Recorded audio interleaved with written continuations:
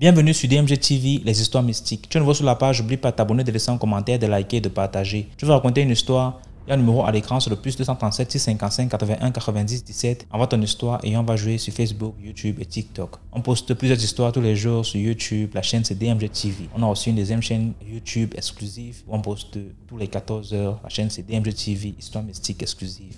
Facebook c'est DMG TV. TikTok c'est DMG TV où on fait des directs tous les mercredis et les vendredis à 20h00 heure du Cameroun. Donc n'oublie pas de t'abonner sur Facebook, YouTube, TikTok pour ne pas manquer ni les histoires ni les directs. Voilà, ici on poste uniquement les histoires mystiques. Donc si tu as une histoire mystique, n'oublie pas d'envoyer. Ce qu'on fait c'est pour sensibiliser, toujours laisser un like. Merci pour la force. Et donc maintenant on va passer à la première histoire. Bonjour DNG, j'espère que tu vas bien. Je suis contente de pouvoir enfin monter, te raconter mon histoire. L'une de mes histoires, parce que l'histoire elle est divisée même en 6 parties, mais je vais commencer par la première partie. Alors je suis une de tes abonnées depuis au moins 1 an, 2 ans. Je vis en France, mais je suis d'origine camerounaise. Je suis Betty, mais je ne vais pas en dire plus. Alors, mon histoire, la première partie de l'histoire se déroule quand j'avais 12, 13 ans. J'allais toujours au village. Nous les Betty, dès que tu prends le bulletin, directement tu vas au village. Pendant les grandes vacances, donc, il y avait les Kambongo. Pour ceux qui connaissent, enfin bref. Les Kambongo veut dire le camp des enfants où c'était des camps de religion. Voilà. Et j'allais toujours dans mon village, vraiment dans le sud là-bas, après Saint-Mélima, pour ceux qui voient un peu où c'est. Ah, on passait au moins 1 mois au village. Alors, quand on y allait, notre village, c'était un petit village. C'était divisé en deux. Il y avait une route et il y avait une partie du village de part et d'autre de la route. Donc, on était du côté de la route et la case de ma grand-mère était à côté d'une case d'une autre grand-mère parce que dans mon village, on est tous parentés. Donc, ma grand-mère même et j'avais d'autres... tous les gens du village étaient mes grand-mères, si tu veux. Voilà, c'était pour bien situer le contexte.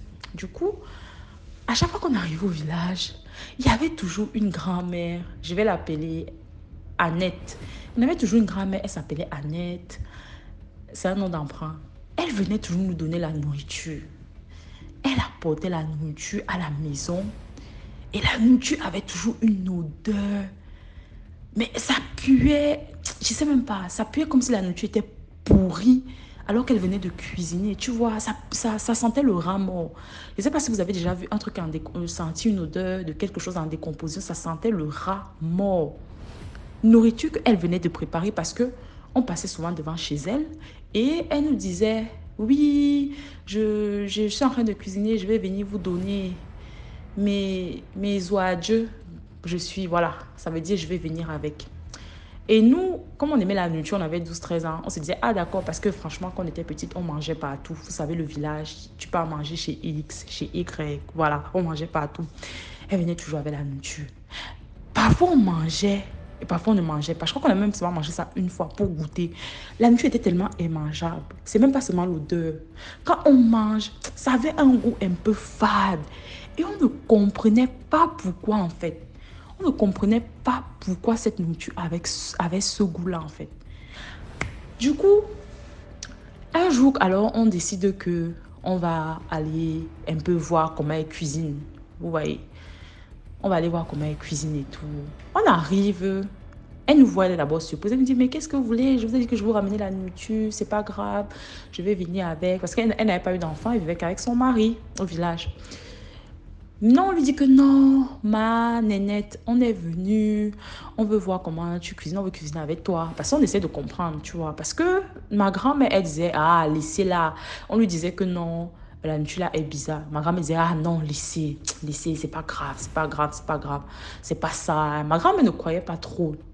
Elle nous prenait, parce qu'on était des enfants, on avait 12, 13 ans. Et c'était avec ma cousine, en fait. Cousine et d'autres cousines du village. On est allé. Elle était d'abord surprise de nous voir. Elle n'était pas très contente. Elle dit non, mais ne venez pas. Je finis de cuisiner. Je viens vous donner. Patati patata. On dit non, on va rester avec toi. Bon, elle n'a pas eu le choix. Elle commence à cuisiner. On est là, on l'aide et tout. Bref, elle avait préparé le pomme. C'est les feuilles de manioc en fait, avec la sauce graine dedans.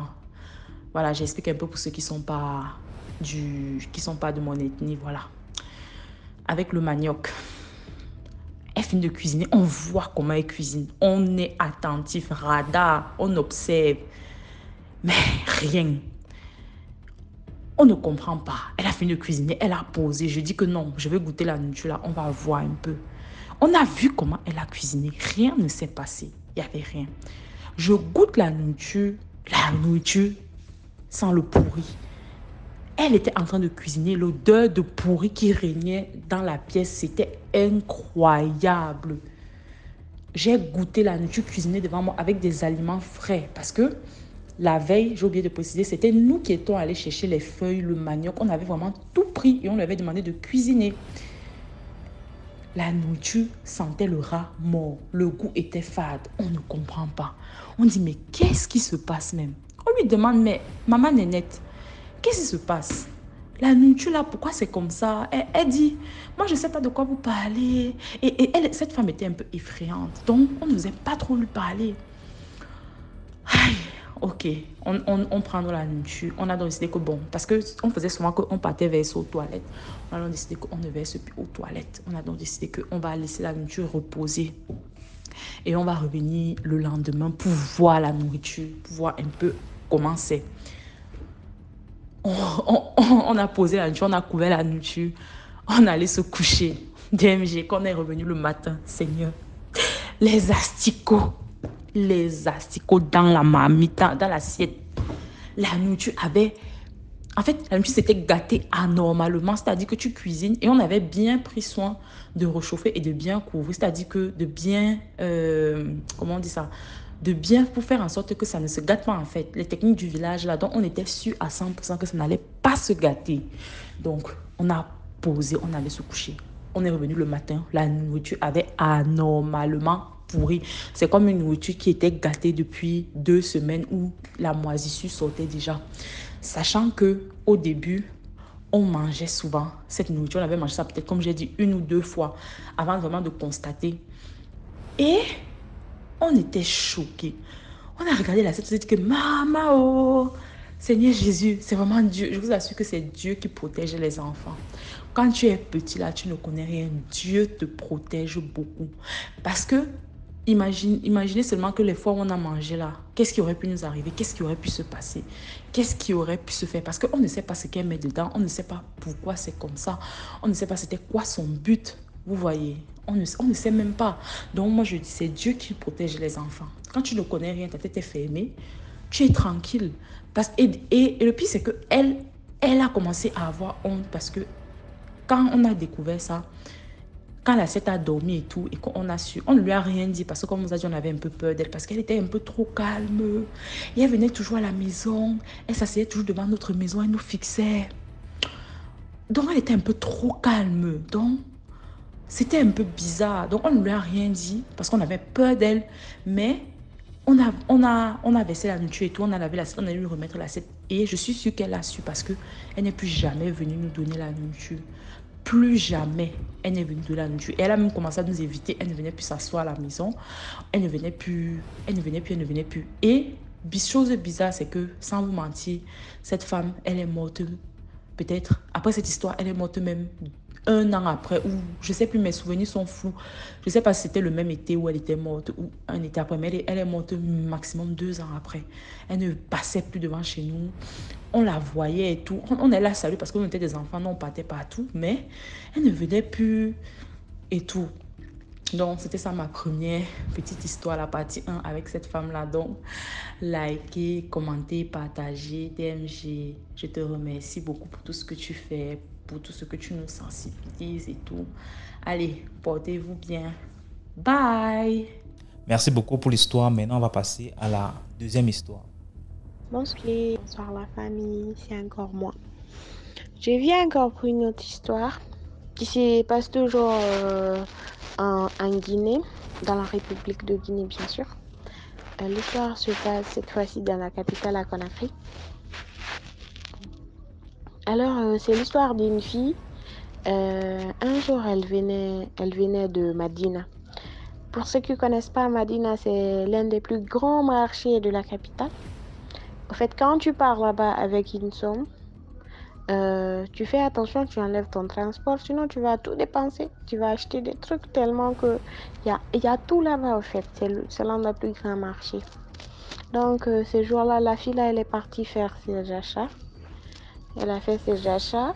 Elle rentrait maintenant. Elle attendait son taxi. Elle était là, elle cherchait un taxi. Voilà, avec tout ce monde qu'il y avait là-bas, il y a une voiture qui se gare, une grosse caisse qui se gare devant elle, qui lui demande de monter, chose qu'elle fait, qui lui dit où elle part et puis elle donne son adresse, qui l'amène chez elle à la maison. En même temps, en venant, il papotait tout ça. C'était un gars, c'était un Nigérian. C'était un Nigérian, il venait du Nigeria. C'était un Nigérian. Et donc, au fait, souvent les filles ici, elles ont tendance... Bon, les gens disent que les Guinéennes n'aiment pas sortir avec les étrangers. C'est chose qu'ils ne savent pas qu'elles n'aiment pas se marier avec les étrangers. Sinon, il y a beaucoup qui sortent avec les étrangers. Elles aiment les étrangers. Donc, directement, elle s'est dit, oh, j'ai eu mon Nigérien, j'ai eu tant. Ok. Elle a commencé. Ce même jour, le gars lui a donné une somme de 500 000 francs guinéens comme son transport, alors qu'il l'a accompagné à la maison. L'histoire se passe dans les bandes de 2019-2020. Pour celles qui vont venir dire qu'elles n'étaient pas au courant, les Guinéennes, au fait, quoi, qui sont dans la communauté et tout. Donc, le gars va l'accompagner à la maison. Ce même jour, il va lui faire un dépôt d'argent de 500 000 francs guinéens. Elle va se dire, oh, j'ai décroché le gros lot et tout. Donc, elle va sortir, ils vont commencer à sortir ensemble et tout. Tout le temps, il va l'amener de l'argent, beaucoup d'argent et tout ça. Mais jamais les amis, en fait, un proche de la fille là, n'a vu le gars en question. Elle avait une meilleure amie qui lui disait tout le temps de lui présenter le gars, mais jamais le gars n'avait le temps. Il lui donnait tout le temps de l'argent, tout le temps, elle était en train d'acheter des habits, des chaussures. Au fait, ses amis l'enviaient maintenant, elle était la grande du quartier. Maintenant, sa copine là insistait tout le temps de voir le monsieur. Et elle, finalement, sa copine lui a dit, fais attention. Pourquoi tout le temps ce monsieur te donne de l'argent comme ça? Tu dis que vous venez à peine de vous connaître. Au fait, la relation n'a même pas fait un truc de 5 mois, au fait. Il dit, vous vous connaissez il y a à peine quelques temps. Déjà, il te donne tout cet argent et personne ne l'a connu. Tu veux même pas qu'on le voie et tout. Chaque fois, son amie lui reprochait ça. Et donc, elle s'est énervée. Elle disait que cette copine, elle était jalouse. Donc, elle a carrément cessé la relation avec sa copine, soi-disant que celle-là est jalouse, celle-là n'aime pas son bonheur, vu que celle-là voit qu'elle a eu un bon gars et tout ça, celle-là n'aime pas sa relation et tout ça, son bonheur. Voilà, quelque temps, la fille, elle est portée disparue. En fait, on la cherche, on la voit pas. Ses parents la cherchent, on la voit pas. Qu'est-ce qu'on retrouve un moment? Les gens retrouvent un corps sans tête. Juste ces pièces, ses parents l'ont reconnu comment? Les vêtements qu'elle portait et les objets qui étaient à côté de là où on a trouvé le corps. Et là, directement, les gens qui connaissaient, qui la voyaient avec le gars, mais les gens du quartier, au fait, de son quartier qui voyaient une voiture venir, quelques gens ont vu le gars, mais personne ne peut l'identifier. On sait juste que la fille, elle sortait avec un Nigérien. C'est juste ça que la famille savait et que les amis savaient. Juste ça, que c'était un Nigérien. Les quelques fois que les gens lui ont vu, c'était rarement. Et personne ne pouvait l'identifier parce que son visage, il n'avait même pas le temps de bien voir son visage. Soit il était dans la voiture, la vitre légèrement baissée et tout ça. Donc, personne ne pouvait identifier le gars. Voilà que la fille a perdu la vie. Elle a perdu la vie comme ça, banalement, juste pour quelques sommes d'argent. On l'a retrouvée sans tête. Elle n'avait pas de tête, je vous dis. Et l'histoire m'a été racontée par ma cousine qui est directement amie à cette amie en question avec qui elle a cessé la relation. Pour dire aux filles aussi que parfois, vos amis vous conseillent, ne pensez pas qu'elles sont jalouses de vous ou quoi que ce soit. Souvent, les filles ont tendance à faire ça. Quand une de leurs amies les donne des conseils et tout, les dit de faire attention, elles pensent directement que celle-là ne veut pas son bonheur, celle-là est hypocrite. Directement, celle-là devient l'hypocrite du groupe. Elle est la méchante de l'histoire. Donc, parfois, écoutez les conseils. Parfois, ouvrez vos yeux. Fermez votre esprit de je ne sais pas quoi. De toute façon, nous les filles, on aime l'argent. C'est vrai, actuellement, il y a zéro fille. Je ne connais pas de fille qui va tomber légèrement dans ce genre de piège. Mais vraiment, faites très, très attention. Le danger, il rôde partout. Partout, partout, partout. La fille là, elle pensait qu'elle avait eu son big boss. Bah voilà, c'est ce qui s'est passé. Merci, commentez, partagez, likez et surtout abonnez-vous. Merci beaucoup pour l'histoire. Maintenant, on va passer à la troisième histoire. Salut DMG, j'espère que tu vas bien. C'est encore moi pour la partie 2 de mon histoire. Alors, je vous rafraîchis la mémoire. Je vous ai raconté dernièrement une histoire d'une femme, d'une grand-mère. Ça s'est passé dans mon village. Elle s'appelait Manénette. Elle nous cuisinait de la nourriture qui était pourrie et on ne comprenait pas pourquoi. Je ne sais pas si vous vous en rappelez. C'était dans un village vers Saint-Ménima, au Cameroun. Je ne sais pas si vous vous en rappelez. Voilà. Donc, j'avais expliqué qu'elle nous rapportait la nourriture, ça sentait le rat mort et que un jour, on avait décidé de ne plus aller verser aux toilettes et de laisser pour voir à quoi ça allait ressembler le matin. Bref, c'était pourri. Bref, voilà. C'était pour bien remettre le contexte. Alors, je vais raconter la partie 2 de cette histoire.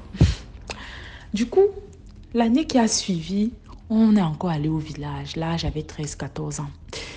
On est encore allé au village comme tous les étés, en fait. Quand on finit l'école, on va au village. Et sachant que au village, en fait, c'est le matin, tu te lèves, tu vas au champ, tu rentres, tu puises de l'eau, tu cuisines, tu finis tes activités et c'est après maintenant le soir que tu te laves et tu vas jouer, tu vas faire ceci. Mais nous, on avait 13-14 ans, donc on grugeait un peu cette histoire. Voilà.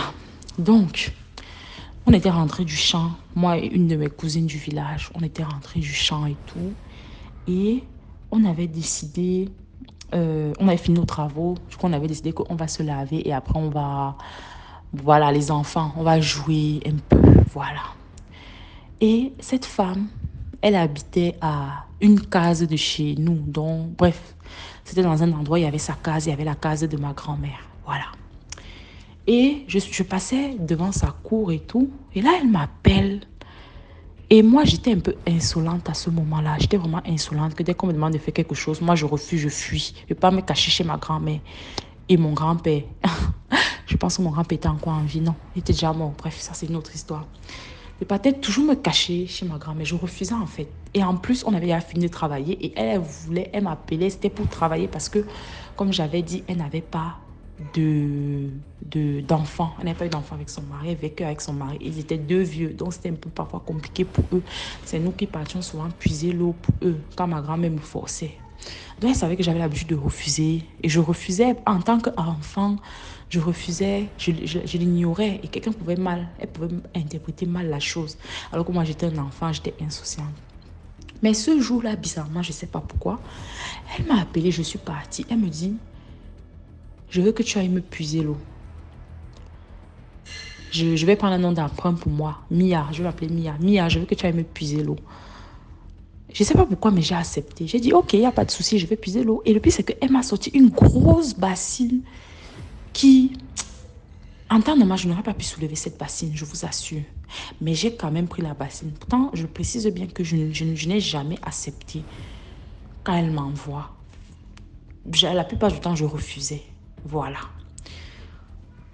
Je prends la bassine avec mon ami. Mon ami dit que mais elle vient t'envoyer maintenant. On devait aller quelque part et tout, jouer et tout. Je dis, ah, elle m'a envoyé. Je ne sais pas pourquoi, mais bon, j'y vais. Elle me dit, mais tu acceptes pourquoi? Je dis que je ne sais pas, mais j'y vais. Du coup, je suis descendue avec la bassine. Je suis allée puiser l'eau. J'ai galéré avec cette bassine. On a mis ça sur ma tête. J'ai galéré pour venir déposer cette bassine. Elle était placée devant. Elle me fixait. Et son regard était bizarre, je vous assure, maintenant que je revois la scène. Elle me fixait. Parce qu'elle s'attendait à ce que je refuse. Et j'ai l'impression que c'est ce qu'elle voulait, en fait. Mais j'ai accepté. Et je suis arrivée. Elle ne m'a même pas déchargée. Je me suis déchargée toute seule. J'ai versé presque la moitié de l'eau par terre, mais je me suis déchargée toute seule et j'ai posé la bassine. Elle m'a dit, elle m'a regardée, elle m'a fixée, elle m'a dit, merci. Elle m'a dit, je veux encore que tu fasses telle chose. J'ai fait tout ce qu'elle m'a demandé. Ça m'a pris même 30-40 minutes. Je ne sais pas pourquoi, mais je l'ai fait. Pourtant, je ne le fais pas, je précise bien. Du coup, après, elle me dit, ok, tu peux partir. Du coup, moi, je vais avec ma copine et tout. On jouait là. Et puis, j'avais une tante de mon village et tout. On vivait dans la même maison parce qu'elle était mariée à mon oncle. Elle passe devant sa maison. Elle la trouve couchée à l'intérieur. Elle entre, elle lui parle en patois. Elle lui dit, oui, mais qu'est-ce qui se passe? Comment tu vas? Elle dit qu'elle ne se sent pas bien. Je me sens pas bien, ça ne va pas sur moi. Et son mari n'était pas là. Je ne sais pas si son mari était déjà mort ou je ne sais pas, je ne me rappelle plus, mais je sais que son mari n'était pas là en fait. Je me sens pas bien. Ma tante lui dit, mais comment ça tu ne te sens pas bien? Parce que c'est ma tante qui nous raconte ça d'abord avant que nous on arrive, parce que nous on est arrivés 10 minutes après, parce que ma tante m'a appelé en criant de lui ramener un drap, de lui ramener de l'eau chaude et tout, parce qu'elle ne se sentait vraiment pas bien. Elle ne se sent pas bien. Elle a commencé on arrive, on la voit, elle a commencé à perdre ses forces. Je vous assure qu'une femme le matin qui marchait, qui m'a demandé d'aller puiser l'eau, qui parlait bien, elle n'arrivait même presque plus à parler. Elle a perdu toutes ses forces. Elle n'arrivait même plus à bouger. Elle a envoyé ma tante aller faire un truc. Donc ma tante, elle est partie. Je ne me rappelle même plus, mais ma tante était partie. Et on était restés, moi, une petite fille de 13 ans, avec mon autre copine, une petite fille de 13 ans, avec elle, dans sa case. Elle nous dit, non, je me sens vraiment pas bien, il ne sait pas ce qui se passe, rapprochez-vous de moi et tout. Je vous ai dit qu'on avait peur d'elle. On se rapproche. On dit, mais qu'est-ce qu'il y a? Qu'est-ce qui ne va pas?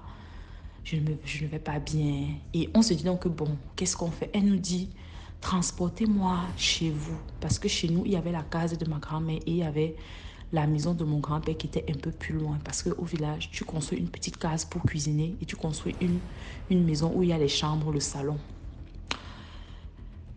Et la distance entre sa case et la maison de mon grand-père était quand même... Tu pouvais même marcher... même 2 minutes, 3 minutes pour arriver là-bas. Ce n'était pas une très grande distance. Mais je vous assure que pour lever la femme là, et elle insistait, pour lever la femme là de où elle était couchée, pour l'emmener à la maison de mon grand-père, on a sué. Parce que elle a réussi à se mettre debout, mais ses jambes tremblaient. On l'a sortie de sa maison avec difficulté. 2 petites filles de 13 ans, elle était un peu costaud. Et elle ressemblait déjà à un poids mort. Je vous assure. On la descend. Mais elle nous aide encore un peu parce qu'elle marche en tremblant. Je vous assure qu'à un moment, ses jambes, elle ne sent... En fait, non, ses jambes avaient lâché. Elle a perdu l'usage de ses jambes. Elle a commencé à être paralysée à partir des pieds. Et on était au milieu du chemin. Il nous restait peut-être même 2 minutes avant d'arriver. On était au milieu de la cour de la maison où il y avait les chambres de mon grand-père. Ses jambes ont lâché complètement. On fait comment? On est 2 petites filles. Est-ce qu'on va la tirer par terre? Non. Moi, je ne sais pas. Moi, j'ai toujours été vaillante. Je ne sais pas comment j'ai fait. Mais elle m'a dit, oui, mets-moi sur ton dos et tout. Elle avait son bâton. J'ai dit qu'on a souffert pour la transporter. On la tirait même par terre parce qu'elle voulait absolument entrer dans notre maison. Et on n'avait pas compris parce que on se disait, Bah, nous, on était petites, on se disait, bon, elle va entrer là-bas, elle va entrer là-bas, tant pis. Parce que ma grand-mère, elle était dans la chambre, ma grand-mère dormait. Et ma grand-mère, à ce moment-là, elle était déjà aveugle. Voilà, ma grand-mère dormait, donc tout ce qui se passait, elle ne savait même pas. Elle ne savait pas. Et elle me disait, non, je vais aller voir votre grand-mère. Et nous, dans notre tête d'enfant, on se disait, non, c'est notre grand-mère qui va peut-être la sauver. On l'a dit, elle a perdu l'usage de ses jambes et tout. À un moment, elle dit non, il faut que j'aille aux toilettes. Et les toilettes sont derrière la maison et c'est vraiment dans un endroit reculé et éloigné que quand tu vas aux toilettes, il n'y a personne qui te voit. Personne ne te voit en fait. Et bah oui, c'est le but, personne ne te voit et c'est vraiment c'était derrière la maison de mon grand-père. Tu vas là-bas, tu es seule, donc tout peut se passer. Elle me dit, il faut que tu m'amènes aux toilettes. Elle insiste. Elle commence à être violente. Elle me dit, il faut que tu m'amènes aux toilettes. Il faut que tu m'amènes aux toilettes. Je lui dis, mais je n'arrive déjà pas à te soulever. C'est aux toilettes que je vais t'amener. Sachant que les toilettes, il fallait faire le détour, contourner la maison derrière. Ah, il y avait les herbes. Je lui dis, c'est pas possible parce que je ne peux pas. Elle me secoue. Elle a retrouvé un regain de force. Elle me secoue. Il faut que tu m'amènes aux toilettes. Il faut que tu m'amènes aux toilettes. Il faut que tu m'amènes derrière. Je lui dis, je ne peux pas. C'est là où ma tante qu'elle avait envoyée, je ne sais où, revient. Elle nous aide à l'emmener à l'intérieur de la maison de mon grand-père. On la couche sur le canapé. Malgré là, ma tante repart encore, je ne sais où. Elle partait appeler les autres personnes parce qu'on sentait que bon, son heure avait sonné. Elle ne nous avait pas dit comme ça, mais elle a dit que rester avec elle, je reviens. Je suis à l'intérieur avec elle. Elle ne fait que me dire, je veux que tu m'amènes aux toilettes. Amène-moi aux toilettes. On était deux, mais elle signait sur moi. Je lui dis que bon, on va t'accompagner avec mon ami, on va aller aux toilettes. Elle dit que non, c'est toi que je veux que tu m'amènes aux toilettes. Je veux que ce soit toi. Amène-moi aux toilettes. Je dis que je ne peux pas t'amener aux toilettes seule. Au pire, on te prend le pot, parce qu'il y avait les pots là. Il y avait un petit garçon. On prend le pot, on te donne. Elle dit que non, je ne veux pas aller au pot. Je veux que tu m'amènes derrière. Amène-moi derrière. Amène-moi derrière. Ça devenait urgent. Elle devenait pressante en fait. Je lui dis que mais je ne peux pas. Et elle m'a tellement mis la pression que j'ai dit, d'accord, je l'ai enlevée du canapé. Et je dis que je vous assure que je la retirais par terre, ses jambes, elle se blessait même. Elle dit que non, c'est pas grave, même si elle se blesse, je veux que tu m'amènes derrière, on va aux toilettes, toi et moi. Mon amie, comme elle était petite, elle a dit que mais Esther, amène-le aux toilettes alors, je m'en vais réveiller ta grand-mère et tout. Je la tire, je la tire, je la tire, je la tire. On n'a même pas réussi à sortir du salon. Elle était là, amène-moi aux toilettes, amène-moi aux toilettes. Allons, allons, allons, allons, allons. Tellement pressante. Ça devenait même oppressant. Ses yeux changeaient. Allons, allons, allons, allons. Et jusqu'à un moment, ma grand-mère est sortie de la salle. Ma grand-mère me dit, mais qu'est-ce qui se passe? Elle dit qu'elle veut que je l'amène absolument aux toilettes. Ma grand-mère dit que laisse ma petite fille où tu veux l'emmener et lui faire je ne sais quoi là-bas. Tu la laisses tranquille, je te préviens. Elle dit que laisse ma petite fille, tu la laisses tranquille, je te préviens. Ce que tu veux faire là, elle a commencé à menacer la grand-mère. C'est comme si elle avait su quelque chose. Elle m'a dit, tu la remets sur le canapé là-bas ou tu la laisses par terre au milieu de la pièce. Elle veut aller faire quoi là-bas aux toilettes avec toi toute seule? Elle veut aller faire quoi là-bas derrière avec toi toute seule? Pourquoi elle veut t'emmener là-bas? Ma grand-mère commence à la menacer que tu vas seulement mourir aujourd'hui. Ou tu veux partir, ma petite fille là, tu as menti. Tu es en train de mourir, tu veux partir, ma petite fille. Tu as menti, tu laisses ma petite fille. Elle m'a dit, laisse. Je l'ai laissée au milieu là. Et elle a commencé à dire non, c'est pas ça. Je veux juste qu'elle m'accompagne aux toilettes. Je veux pas faire pipi, dans le pot. Elle m'accompagne aux toilettes. Pourquoi je veux pas qu'elle m'accompagne aux toilettes? Elle doit m'accompagner aux toilettes. Elle a commencé à pleurer que c'est urgent. Il faut absolument que je l'accompagne aux toilettes. Et je ne l'ai donc pas accompagnée. Je l'ai reportée et je l'ai encore retraînée pour la remettre sur le canapé. C'est là donc que les gens sont arrivés. À peine les gens sont arrivés, les amis, dès qu'elle a vu que les gens sont arrivés, elle a seulement dit, oh, je suis finie, oh, je suis finie, oh, je suis finie, oh. Elle est morte. Directement, elle est morte. Elle a commencé, elle est morte. Elle est morte. Non, elle n'était même pas morte. Elle a commencé à agoniser là sur le canapé et tout. Et les gens ont pris la moto. Ils ont décidé qu'ils vont l'amener dans le village à côté où il y avait un petit centre de santé. Et les gens du village sont arrivés. Ils se mettent autour d'elle. Ils commencent à avoir une discussion agitée. Il lui disait non, c'est ton heure, il faut partir, tu dois partir seul, c'est ton heure, tu sais pourquoi tu es en train de partir et tout. Mais moi j'étais petite, je n'avais pas fait attention. Et ils sont pris avec elle, ils l'ont pris, ils l'ont amenée sur la moto, ils sont partis avec elle. Soit quoi qui allait se passer là-bas. Ils n'ont même pas fait 5 minutes, ils sont revenus avec elle. Ils ont transporté son corps pour dire qu'elle est morte. On ne sait pas ce qui allait se passer là-bas exactement. Donc, c'était un peu ça ma deuxième histoire. Moi, maintenant, je sollicite un peu votre avis pour vous demander, mais qu'est-ce qu'elle voulait pourquoi elle voulait absolument que j'aille aux toilettes avec elle? Pourquoi elle voulait absolument que je la suive? Moi, je me dis qu'il y a quelque chose qui ne va pas dans cette histoire. Donc, je ne sais pas. Je ne sais pas pourquoi. Sachant que avant, elle m'a dit à l'oreille, il faut que je te dise un truc ce soir. C'était peu à peu avant que ma grand-mère sorte de la chambre. Il faut que je te dise un truc ce soir. Voilà. Donc, DMG, voici ma deuxième histoire. Likez, commentez, partagez et puis, bye! Merci beaucoup pour l'histoire. Maintenant, on va passer à la quatrième histoire. Bonsoir DMG, vous allez bien, j'espère. De mon côté, tout va bien par la grâce de Dieu. Et déjà que Dieu vous bénisse pour tout ce que vous faites. Je suis l'une de vos fidèles abonnés et vraiment j'apprécie votre travail. En effet, je vais vous raconter une histoire qui m'a été relatée par mon collègue. En passant, je suis infirmière. Voici l'histoire. Il y avait une jeune dame qui était venue en vaccination avec son bébé. Suite à la longue file d'attente, la dame eut faim et elle n'a pas pu supporter. Voilà donc elle se leva de son siège et se dirigea vers une maman qui était assise du côté opposé là où elle était. Elle se dirige vers la dame et demande à la dame, s'il vous plaît maman, vous pouvez m'aider à arrêter mon bébé? Le temps pour moi d'aller en route chercher quelque chose à manger, vu qu'il fait soleil et je ne voudrais pas aller au soleil avec mon bébé, je n'ai pas de parapluie. Elle dit que la maman a répondu avec gentillesse, avec politesse et elle a pris son bébé. Elle a arrêté bien l'enfant. Voilà donc la jeune dame alla en route et chercha quelque chose à manger. À son retour, elle constate que la maman n'était plus assise où elle était. Elle commence à questionner les autres femmes venues en vaccination. S'il vous plaît, vous avez vu la maman qui était assise là avec mon enfant? Les femmes ne faisaient que dire non, on n'a pas vu de femme là-bas ni d'enfant. Elle dit mais c'est pas possible, est-ce que je suis folle? J'ai laissé mon enfant à la maman qui était assise habillée comme ça et fait décrire son habillement. Je lui ai laissé mon enfant, mais je reviens là, je constate qu'elle n'est plus là, ni mon enfant. Elle se met à s'affoler.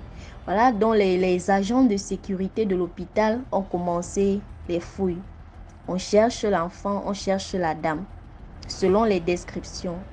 On parcourt toutes les salles de l'hôpital, tous les services. On ne voit pas l'enfant, on ne voit pas la maman. On part au niveau du portier. On demande au portier, est-ce que vous avez vu une dame sortir d'ici, habillée comme ci, comme ça, avec un enfant? Le portier dit, non, je n'ai pas vu une telle personne. Voilà donc, la femme étant affolée, le morguier maintenant a eu parfum de l'histoire qui se passait à l'hôpital. Voilà donc le morguier demande encore à la dame. Tu dis que la maman était habillée comment? La dame raconte encore. Elle raconte. Le morguier dit, tu es sûre de ce que tu es en train de dire? La jeune dame dit, oui, je sais bien de quoi je parle. Il dit, d'accord. J'ai reçu tout à l'heure une dame à la morgue habillée comme tu es en train de dire. Elle est arrivée décédée suite d'un accident. Donc le corps est arrivé. C'est le corps qu'on a reçu. Elle était morte suite d'un accident de circulation. Voilà donc, elle dit que je veux voir avant d'accepter. Le morguier conduit donc la jeune dame à la morgue, là où elle a placé le corps de l'accidenté. On tire le casier et voilà, on voit la dame en question. Elle était couchée là avec le bébé de la jeune fille qui était venue en vaccination près d'elle. Donc, elle était couchée dans le casier à la morgue avec le bébé et le bébé était déjà décédé malheureusement. Donc, comme leçon de morale qu'on peut dire derrière cette histoire, faisons vraiment attention. Faisons vraiment attention. Parce que même l'hôpital, il y a des gens qu'on voit, on se dit que ce sont des humains, pourtant ce sont des esprits qui sont là juste pour une mission, quoi. Juste pour une mission. Et comme pour cette dame, elle ne voulait juste pas mourir seule, elle voulait emporter quelqu'un avec elle. Et elle a pris l'enfant de cette jeune fille. Comment se fait-il que non? La dame en question, elle était la seule à voir la maman jusqu'à aller donner son enfant. Donc, on a tiré une conclusion en disant que soit la maman avait déjà amadoué la jeune fille, soit elle était déjà morte en quelque sorte. Donc, je ne sais pas comment expliquer ça. Donc, la fille était déjà dans une autre dimension, vu que personne n'a vu le moment qu'elle conversait avec la dame jusqu'à lui donner son enfant. D'autres disent seulement qu'on a constaté qu'elle s'est levée et elle est partie. On n'a pas vu la suite. Donc, déjà, ça doit pousser à réfléchir. Faisons vraiment attention de nos fréquentations. Ne faisons pas confiance à tout le monde. Et surtout, de toujours prier avant de sortir. C'était ma petite histoire. Merci beaucoup pour l'histoire. Maintenant, on passe à la 5e histoire. Bonjour, bonsoir la grande famille DMG. Likez, partagez, commentez.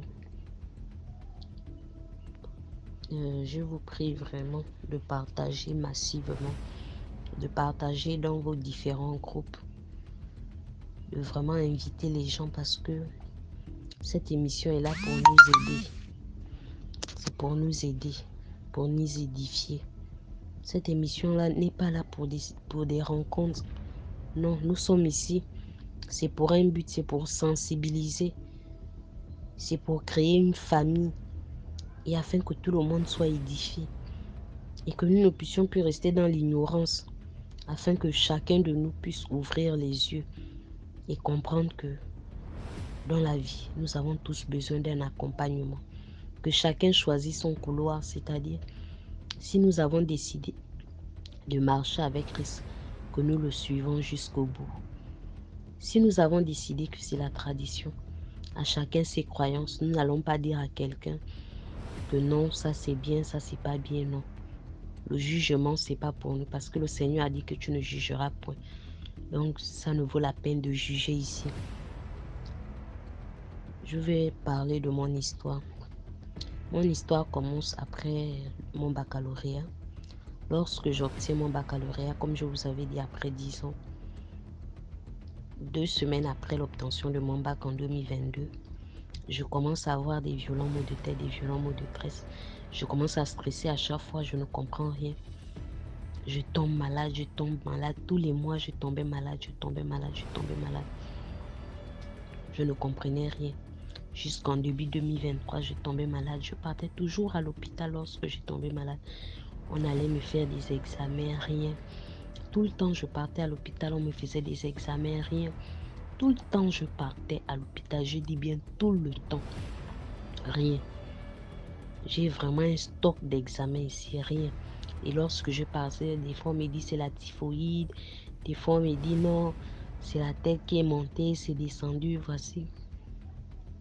Et après, des fois, ça se calmait. Ça se calmait. Je ne sais pas si c'était les médicaments ou la prière, mais ça se calmait.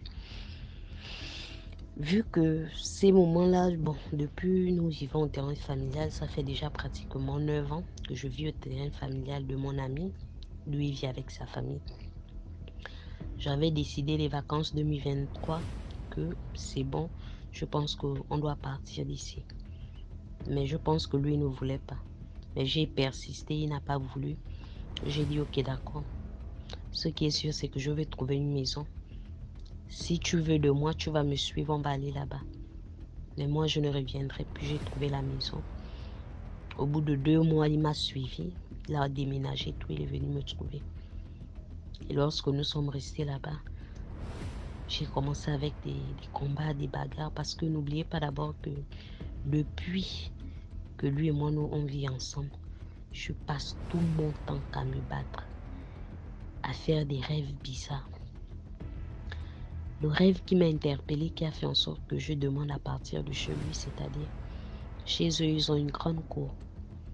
Je fais le rêve d'eau. Dans leur grande cour, il y a une longue table, une très longue table, longue, c'est-à-dire comme le rectangle, une longue table. Et dans la longue table, il y a beaucoup de gens autour et il y avait un arbre à côté. Et moi, j'étais sur la table. Tous avaient des couteaux, des fourchettes. Mais il y avait une personne, que je vais taire le nom, une de mes belles-sœurs qui était sur l'arbre, qui me disait, viens, viens, viens, viens. J'ai dit, ah, aide-moi, aide-moi. Elle est venue, elle m'a tiré. Ils étaient en train de me blesser, me blesser. Elle m'a tiré. Lorsqu'elle me tire, je me réveille. Quand je me réveille, je transpire. Et lorsque je transpire, ça ne va pas, la fièvre commence. Quand la fièvre commence, c'est là où je décide d'appeler. Lorsque j'appelle le médecin au téléphone pour expliquer la situation, vu qu'on a un numéro ici, un numéro qu'on appelle, le SAMU social, c'est pour les urgences. Lorsqu'on ne se sent pas bien, on appelle le 1488 qui vient pour notre secours. Donc j'appelle au 1488 pour faire comprendre mon état. Ils m'ont expliqué que non, madame, et tout, vous avez quoi? J'explique. Il me dit, ah, ok, d'accord, on va arriver sur les lieux. Ils sont arrivés, ils m'ont examiné, ils sont partis. Ils m'ont dit non, il n'y a rien, c'est monté, c'est descendu. Après, je suis partie, je suis allée voir un homme de Dieu, un évangéliste. Je lui ai expliqué mon rêve. Et il m'a dit, tu as des problèmes avec quelqu'un? J'ai dit, bon, ma belle famille, bon, il ne m'aime pas, c'est pas un secret. Il m'a dit, ah, ok, d'accord, vous connaissez les choses de l'église, ils ne rentrent pas trop dans les détails et tout. Ils m'ont dit, non, va, tu vas prier, ça va passer. J'ai dit, ok, d'accord. Malgré ça, quand je pars, parce que je vous rappelle bien que je ne sais pas ce qui va me causer la tension à mon âge. Dans la même nuit, je chauffe tout le corps, je chauffe tout le corps. Quand je chauffe tout le corps comme ça là, on appelle encore le SAMU. Lorsqu'on appelle le SAMU me demande de partir dans une structure près de chez moi et d'abord de partir prendre la tension et tout. J'ai dit prendre la tension pour faire quoi? Bon, on m'a quand même soulevé là, on m'a emmené pour aller prendre la tension. Ils ont pris la tension. J'étais en train de faire l'hypotension, je vous assure. J'étais déjà à 4. J'étais à 4 ou 5. Je n'ai même pas compris. En fait, je n'ai pas compris. Je ne comprenais pas d'abord le sens de ça. C'est lorsque le médecin, on demande au médecin de m'interner, il dit non. Il dit, je ne touche pas l'enfant là, ça ce sont les problèmes. Parce que si quelque chose là arrive là, ça va retomber sur moi, je ne touche pas cet enfant. Mieux vous partez avec elle dans une autre structure. Mais avec les histoires des heures, bon, je ne veux pas trop entrer dans les choses du pays, avec les histoires du couvre-feu et tout, ce qui fait que les structures, c'est difficile parce qu'il n'y a pas de taxi. Voici comment un monsieur était à côté, il voyait comment ma voisine était en train de se lamenter, elle parlait. Voici comment le monsieur a dit, bon, ma fille, ce que tu vas faire, je vais te conseiller d'aller prendre la tisane. Lorsque tu prends la tisane, tu bois ça, bois la tisane parce que ce qui est là, c'est qu'on ne va pas te toucher. Parce que s'il te touche, tu pars. Prends la tisane. Voici comment le médecin revient, il dit non ma fille, rappelle le SAMU et demande qu'on t'envoie un thérapeute. J'ai appelé le SAMU, j'ai expliqué que le médecin m'a dit ça. Ils m'ont donné le numéro d'un thérapeute. J'ai expliqué au thérapeute, le thérapeute m'a commencé à me poser des questions comme il me pose. Ils m'ont dit, ma fille, tu as quel problème? J'ai dit, je n'ai pas de problème. Mais je ne sais pas ce qui ne va pas avec moi. Voici comment le thérapeute me fait comprendre que, bon, ma fille, ce qui est là, c'est quoi? Tu as quel problème qui fait que tu arrives à ce stade? Est-ce que tu sais que là, tu ne vas pas voir le jour si tu restes dans ces conditions? En fait, le médecin me parlait avec douceur, mais était en train de me dire des mots clairement pour que je puisse comprendre que là, c'est la vie ou c'est la mort. Et voici comment le monsieur me fait comprendre que non, écoute, madame, ce qui est là, c'est qu'il va falloir que vous vous calmez. Je ne sais pas dans quelle situation vous vous trouvez, ce que vous avez, ce qui arrive à vous dépasser, ce qui fait en sorte que vous arrivez dans cet état, mais je voudrais que vous vous calmez parce que c'est pas normal. Un enfant de votre âge, vous êtes là, vous ne savez pas, à 25 ans, vous pouvez avoir ce genre de pensée. C'est quoi ça? Il me parlait tranquillement et j'ai compris. Malgré ça, je suis rentrée, j'ai prié.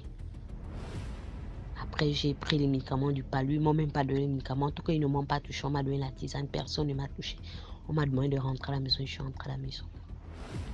Au fait, c'est juste pour vous expliquer pourquoi j'ai été quittée. J'ai décidé de quitter. C'est à cause de ça.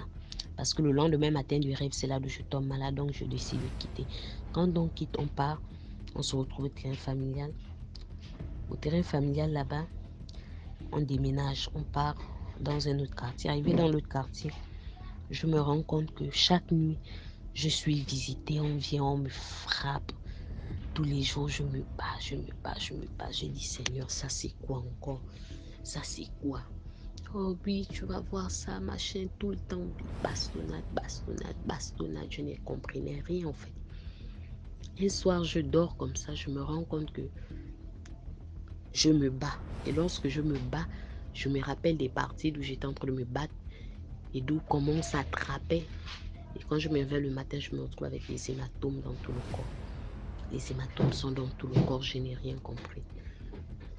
Voici comment je suis partie à l'église, j'ai expliqué que j'ai mal au corps. Tous les jours on vient, tous les jours je me bats.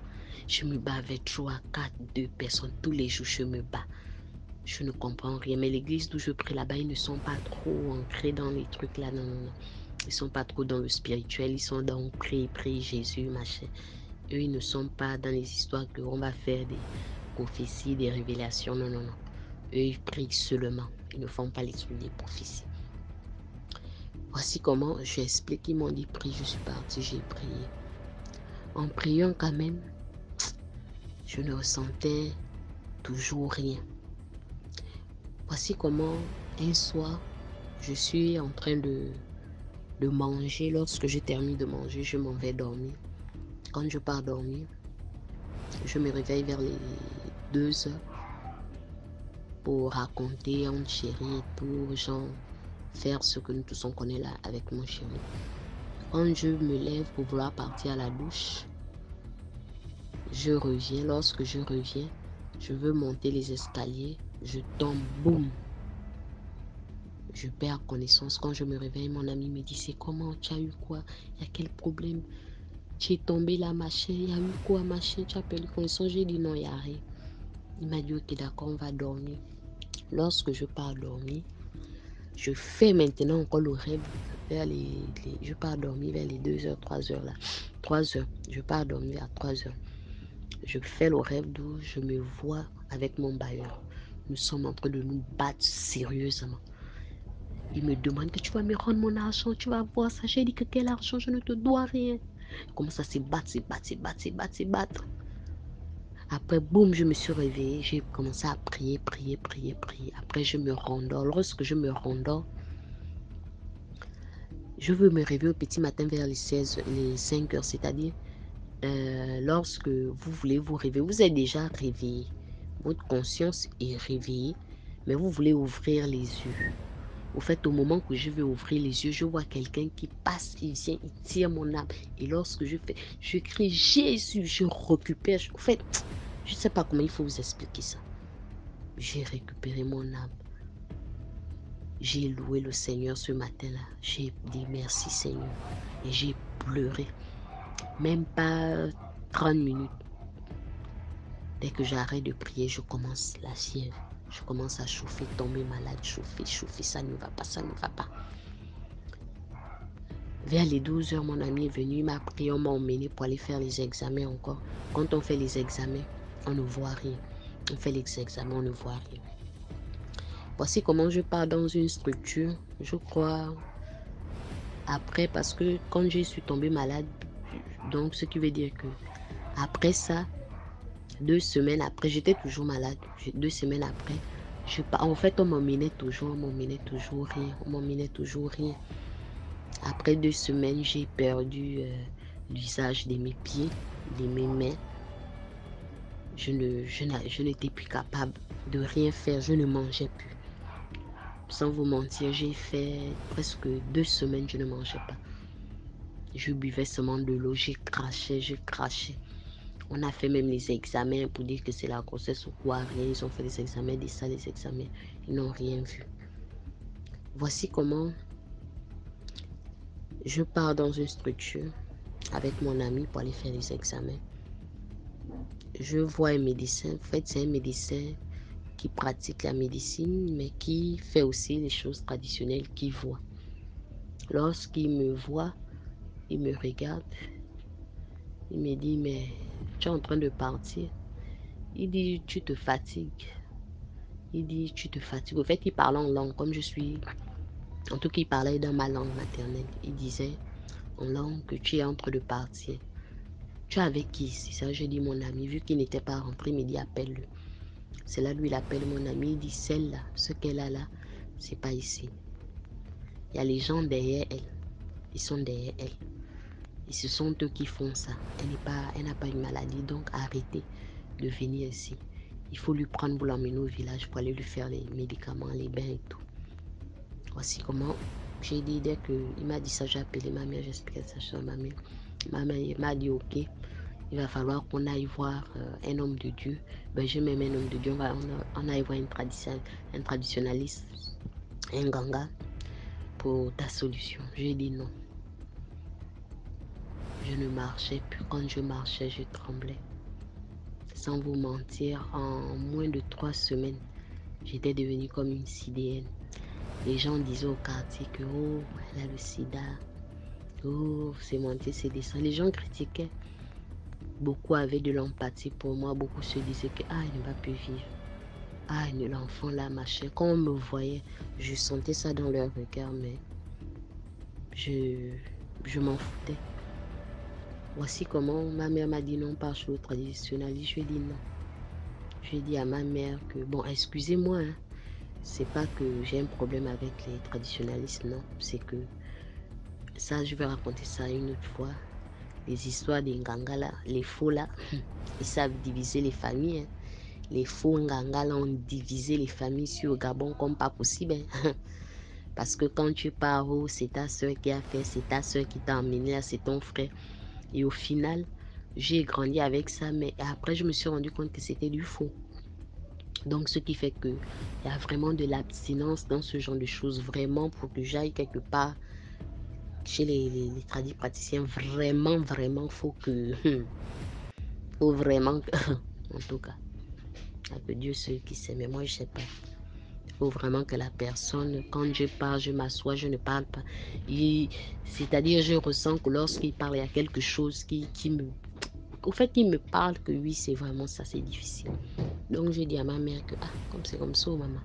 Moi, je ne bouge pas, je ne parle pas. Elle a persisté. Elle a dit non, ne pars pas chez tu des noirs. Et j'ai oublié une chose parce que le médecin a dit à ma mère qu'il faut savoir que celle-là, quand elle va partir pour aller se faire soigner chez les noirs et quand elle va revenir, il va falloir qu'elle soigne parce qu'elle a le don de la vision et elle va soigner. Elle doit soigner les gens, elle doit guérir. J'ai dit à ma mère que tu as entendu tout ce qu'il a dit, non. C'est pas dans mes projets de vie. C'est pas dans mes projets. Le Seigneur n'a pas les projets là pour moi. Moi-même, je n'ai pas les projets là. Je ne veux même pas entendre parler de ça. C'est ma mère a trouvé un prêtre. L'aîné. Donc, seulement d'abord, quand on parle, oh non, j'ai trouvé quelqu'un. Quand on arrive chez la personne, il vit dans une petite pièce comme une boîte d'allumettes. Il vit dedans avec, ils sont au moins avec combien de personnes pour quelqu'un qui soigne soi-disant, qui a tellement de compétences en... Il vit dans une boîte d'allumettes. Tu vois les clochettes, les machins, les bibles, les parfums. Quand j'arrive, il me pose encore les questions. Lui, il explique. Je disais que j'explique quoi. Attends, n'était même pas dedans. Oh non, il y a eu quoi? Explique.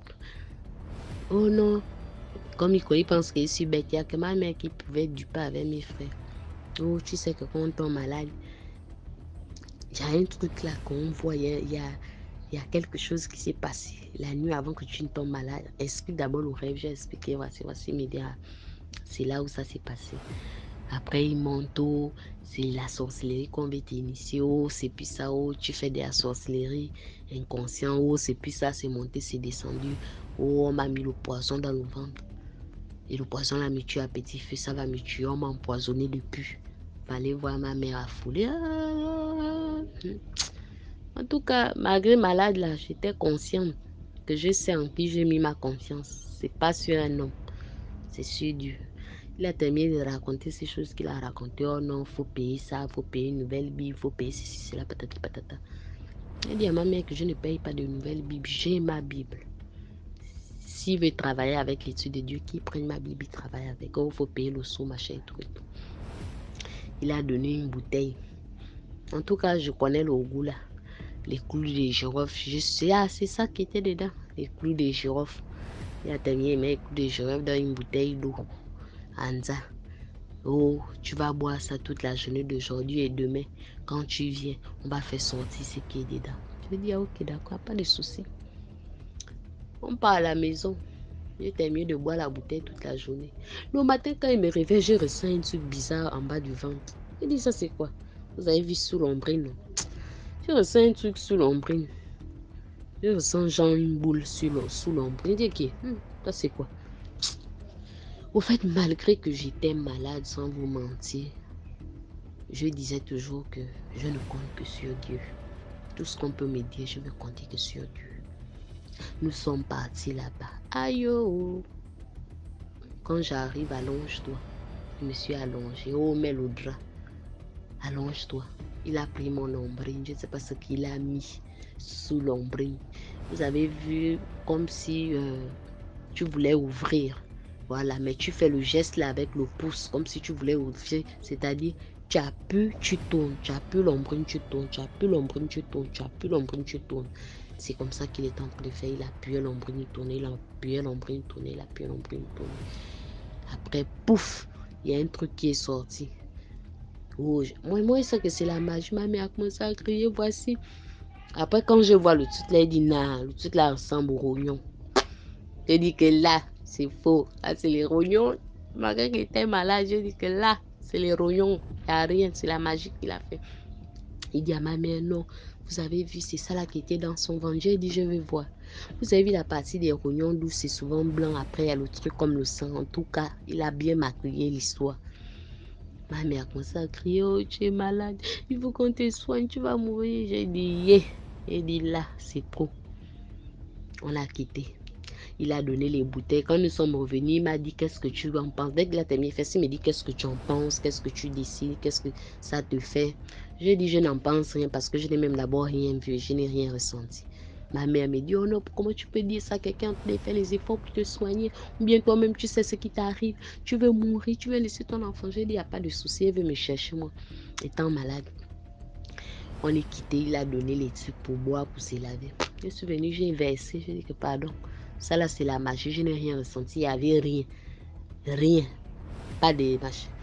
J'ai pris mes pieds. Je suis allée dans une autre église. Ouh, quand tu cherches la guérison, tu es malade. Chico, faut voir où tu pars. Je pars dans une autre église. On ne cite pas le nom du quartier. En tout cas, un quartier dans un autre quartier. Je pars comme ça là. Et trouve le pasteur. Délivrance sur délivrance. Chapapapa, rapapapa, ripapapa. Eh ouais, j'étais seulement là. Vous avez vu le miracle, on va voir le miracle. En tout cas, c'était une soeur. Quand on est malade, partout on part, on écoute qu'elle a la guérison.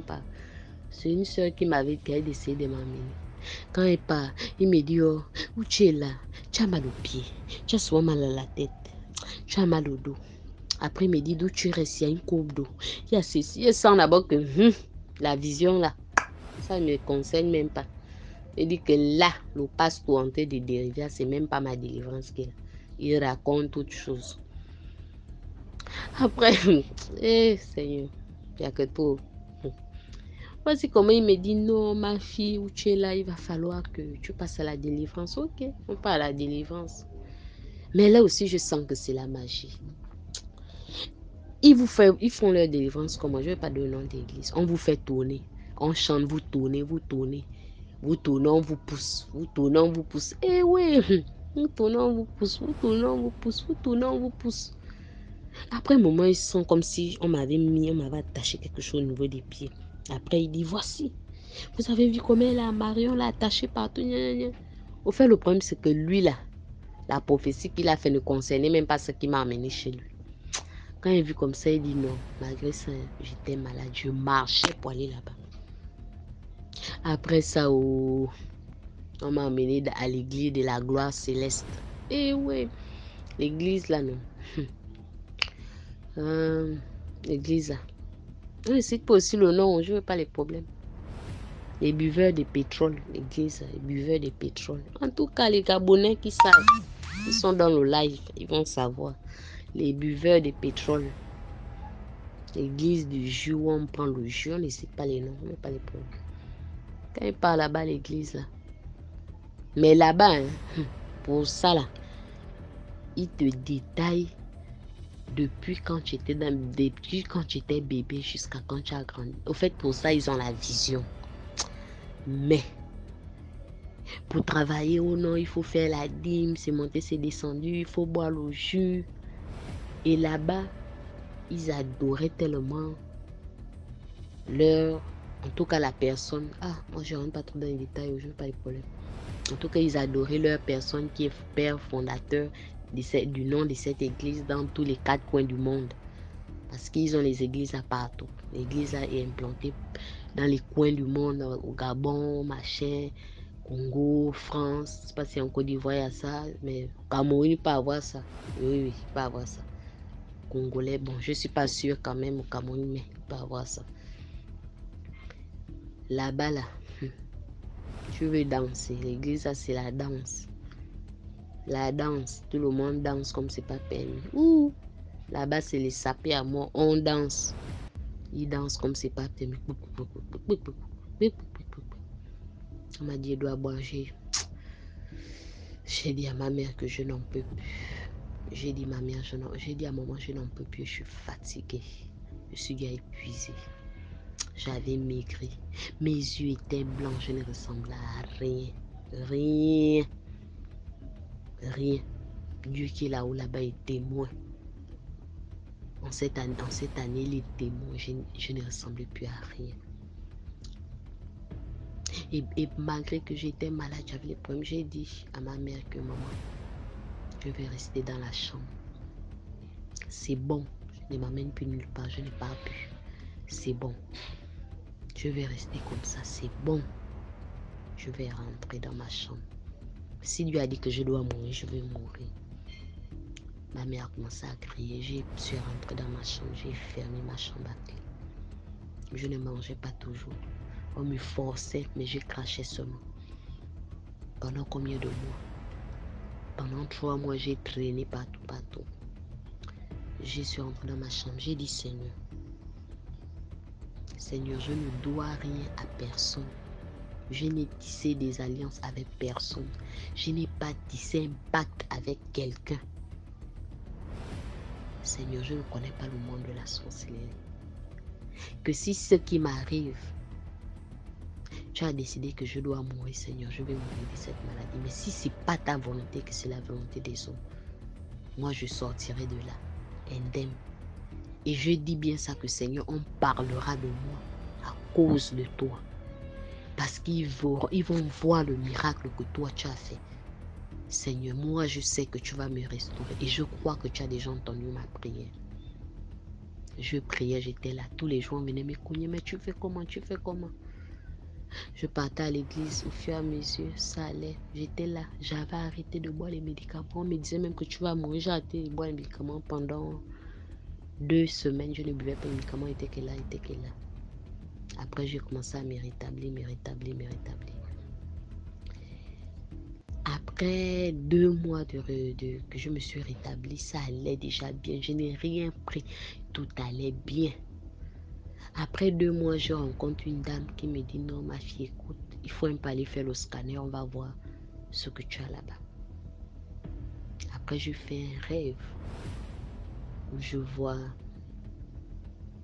mes beaux-parents qui viennent me dire, non, bon, vu que tu as décidé de partir, il faut signer. Dans le rêve, ils me disent, il faut signer pour nous dire que tu n'es plus avec notre fils, tu as décidé de partir, il faut signer. Dans le rêve, je me suis levée, je suis allée dire à leur fils que toi et moi, on n'a rien signé, je ne signe rien. Et je n'ai rien signé. Et jusqu'aujourd'hui, je vis dans l'allégresse du Seigneur. Je vis parce qu'il m'a choisi, il a décidé que je puisse vivre. Je le remercie beaucoup. Je le remercie vraiment parce que il a tendu son regard vers moi, moi qui ne suis rien. Malgré tout ce que l'ennemi fait, malgré tous les plans qu'on peut faire pour atteindre ma vie, Dieu est là, il est présent. Voici pourquoi je vais vous exhorter vraiment de suivre le Seigneur avec sincérité. Peu importe. Au fait, avant, je pensais que parce qu'on pêche, on ne pouvait pas prier. Non. C'est un musulman qui m'avait dit, même si tu pêches ou tu as quelque chose que tu as du mal à laisser, prie. Ne dis pas qu'à cause de cette chose, tu ne peux pas prier. Prie. Dieu va te faire sortir de cette situation. Tu ne vas pas rester, il va te faire sortir de cette situation. Et j'ai compris que c'est vrai, il faut prier. C'était un peu ça. Likez, partagez, commentez. Désolé vraiment parce que c'était vraiment long, mais c'était pour vous édifier, vraiment désolé. Merci encore. Merci beaucoup pour l'histoire. Maintenant, on passe à la 6e histoire. Bonjour DM, je reviens encore avec une nouvelle histoire. Cette fois, c'est l'histoire d'une dame de notre quartier, du quartier où j'ai fait mon enfance. Bon, cette dame-là, elle faisait les arachides grillés. C'était même la copine à mon grand-père, genre le petit frère de mon grand-père, quoi, le petit frère de celui qui m'a élevé. Parce que moi, je n'ai pas grandi avec mes parents, j'ai pas eu cette chance-là. Donc, ça fait que non, ma vie n'a pas été facile. J'ai connu beaucoup de trucs. Mais là, c'est une autre histoire. Maintenant, cette dame-là, elle venait d'un village. Bon, pas d'un village. Elle était en ville, mais son village était à côté. À côté, là, à peut-être 30 km, 80, quelque comme ça. Maintenant, dans la ville où nous étions là, ils avaient un rite. Chez eux, quand les patriarches meurent comme ça, les vieillards ou bien des gens respectés, voilà, on les accompagne avec des masses, des danses, genre des trucs un peu sacrés, quoi. C'est avec ça qu'on les accompagne. Maintenant, cette dernière-là, déjà, elle connaissait un peu de sorcellerie. Elle était sorcière. Maintenant, un vieux de chez eux meurt. Un vieux, chez nous, on dit, c'est un grand des... Genre, je ne sais pas comment je vais dire. Mais... Bon, on n'a qu'à dire ça, on n'a qu'à appeler ça un chef d'ozo. Les Ivoiriens connaissent tous les dozos. Un chef d'ozo meurt. Donc, pour l'accompagner, les dozos de plusieurs villages viennent et puis ils dansent, ils accompagnent leur dévancier dans sa dernière demeure. Elle décide de se rendre aux funérailles de ce vieux-là. Elle part. Maintenant, tu sais que tu es sorcière. Tu vas à la fin laisser pour toi à la maison parce que tu vas beau être canqué là. Quelqu'un d'autre est canqué que toi. Elle n'a pas fait ça. Hein.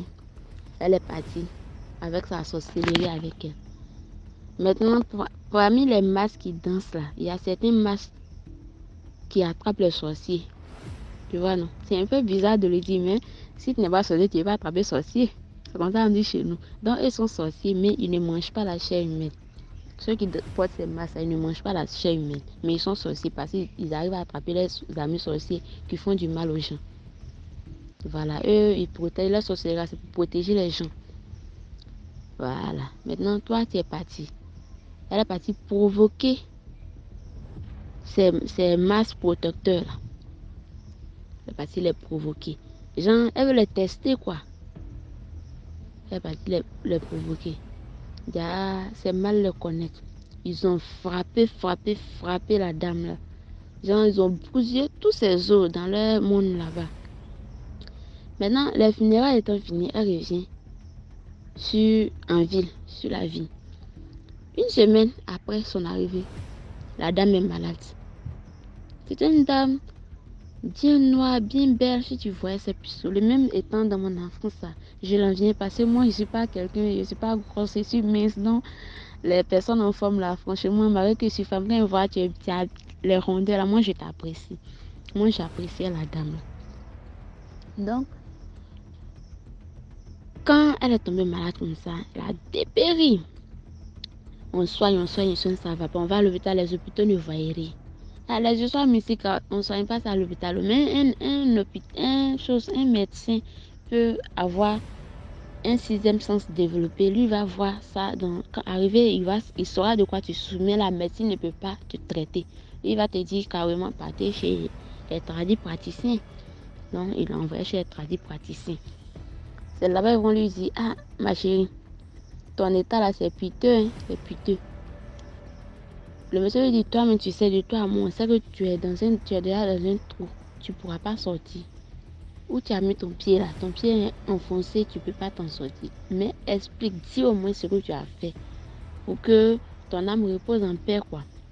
Dis ce qui s'est passé. C'est là qu'elle va expliquer que quand elle est partie dans le funérail là,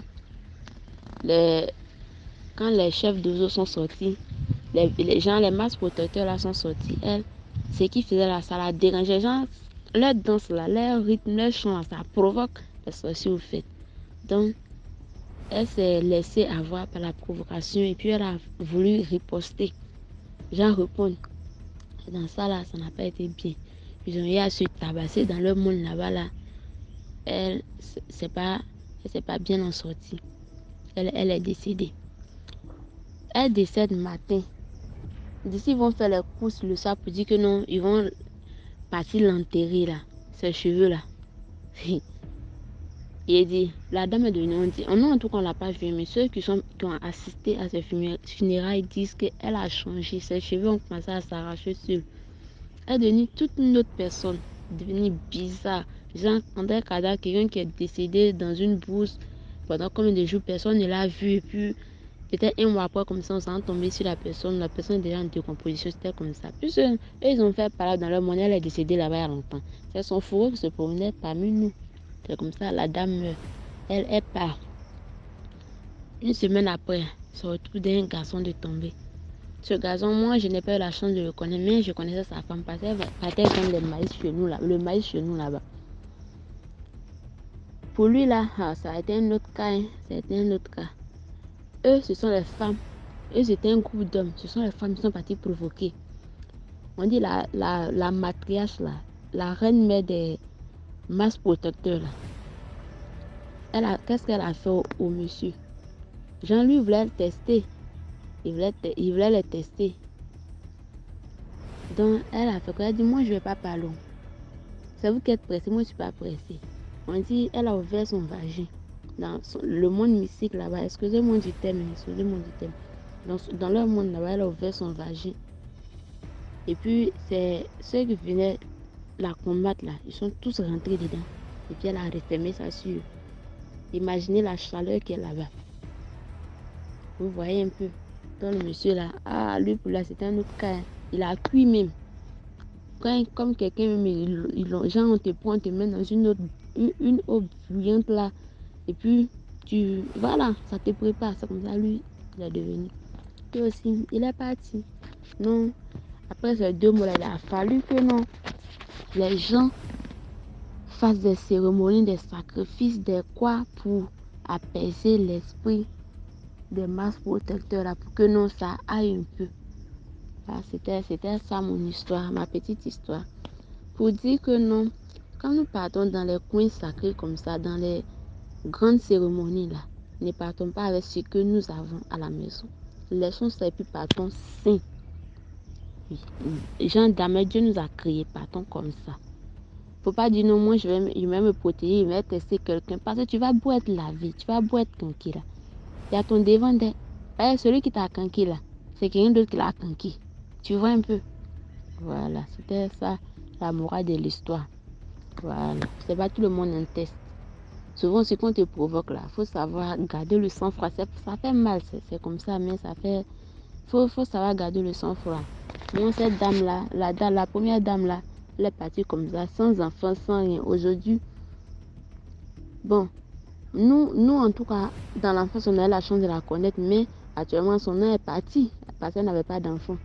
Tu vois? Mais le monsieur, lui, au moins, il a eu la chance de faire des enfants. Lui, là, il avait 8 ou 9 comme ça, tu sais. Chez nous, dans les villages, on fait les enfants. Derrière chaque 2 ans, la femme a un nouveau enfant. Donc, c'est un comme ça. C'était mon histoire. Je vous remercie. Voilà, c'était tout pour aujourd'hui. J'espère que vous avez aimé la vidéo d'aujourd'hui. Commentez, likez, partagez et surtout donnez de la force. Partagez dans tous les groupes WhatsApp, tous les groupes Telegram, Facebook et ainsi de suite. On se reprend demain à 12h00 pour 6 autres histoires mystiques. Ciao, bye bye, portez-vous bien.